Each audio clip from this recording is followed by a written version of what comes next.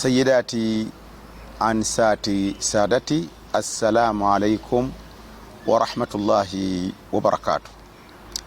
twebaza Allah subhanahu wa ta'ala akyatugabiridde obulamu, akyatuwadde entunnunsi. Tumwebaza ekyengero ekyo, ate ne tumusaba atusobozese okukola emirimu egyetaagisa okukolebwa emirungi eginaatuleetera okumusinkana nga tuliko akamwenyumwenyu ku matama. Olwaleero nno tugenda kwogera ku kigambo al-ikhlas, omuntu okwewaayo nga tukola emirimu emirungi, beera nga ogikola ku lwa Allah, oleme kugikola ate gibeere nga ate tigikugasizza, Allah agikugobezza agiganye. Hadithi eno eva ku Abi Huraira radiyallahu anhu nga tutegeeza nti sami'tu Rasulallahi sallallahu alaihi wasallam yaqul, Abi Huraira ategeeza nti nawuli omubaka Muhammadi sallallahu alaihi wasallam nga agamba nti inna awwala an-nas yuqda yawm al-qiyamah alayhi rajulun istashhada fa utiya bihi fa arrafahu ni'mah fa arafaha. Ati ye muntu agenda yayogera abantu mu hadithi muno ba mirundi esatu abagenda okubeera nga bafuna obuzibu nga ku nsi kuno bakola emirimu egirabika nti mirungi naye ate ne gibafa.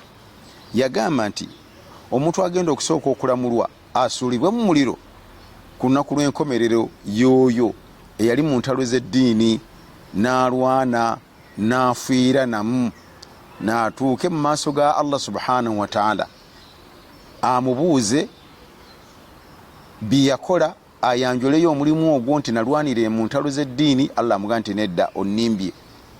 Lwaki ekyaleeta obuzibu obwo?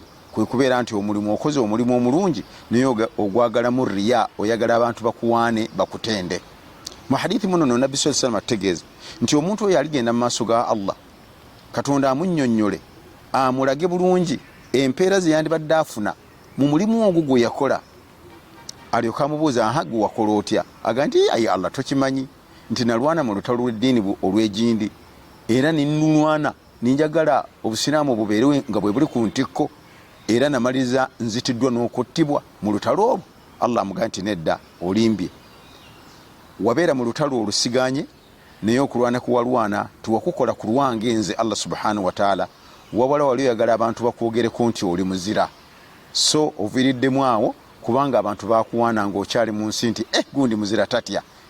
Kaakati empeera yakoma ku nsi kubanga wakolera abantu kubeera nti bakuwaana, y'ensonga lwaki oviiriddemu awo.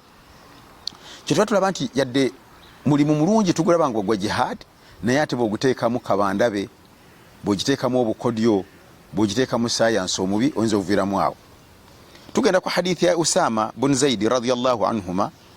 Usama ono yali sahabi, naye atunnyonnyola nti Nabbi sallallahu alaihi wasallam yabatuuma mu lutalo olumu, bwe batuuka eyo ne balwana. Usama ono annyonnyola n'aga nti waliwo omulabe gwe yafumita effumo n'amutta. Amole bwe gatuuka ewa Nabbi sallallahu alaihi wasallam, Nabbi n'ayita Usama bun Zaidi radiyallahu anhu n'amugaa nti kyabadde kite. N'aga nti anti twagenze ne tutaayiza omulabe eyabadde atulwanyisa, bwe namufumbiikiriza n'atoola la ilaha illa Allah Muhammad Rasulullah, ninze nimufumito effumu. Nabbi yanyiiga n'ava mu buntu n'amugaa nti akataltahu baada an qala la ilaha illa Allah, wamusenga ate atodde la ilaha illa Allah? N'amugaa nti yabadde yeetaasa ng'alaba mufumbiikiriza mutaayiza takyalina waddukira. N'amugaa nti nkubuuza, wamusenga atodde la ilaha illa Allah? N'amugaa nti ya Rasulallah, yabadde yeetaasa. N'amugaa nti nkubuuza kimu, wamusenga akkiriza la ilaha illa Allah? N'amubuuza, wamaze kumuggula mutima gwe olabye ddala nga shahada agitodde mu butuufu oba yeetaasa? Usama yagaa nti natuuka okwejjusa niŋŋamba, ya Rabbi, nga nzizze gwa naggomola guno, mbadde mu lutalo n'empeera zenfudde enviiriddemu awo, nzizizza omusango. So nga yali mu lutalo lwa ddiini. Nabbi kyatugamba wano nti omulimu gwonna toguteekamu kweraga, toyagala bantu bakulabe, wabula beera ng'ogukola ng'oyagala Allah yabaagusiima alyoka akuwemu empeera yawm al-qiyama. Hadha wabillahi tawfiq, wassalamu alaikum warahmatullahi wabarakatuh.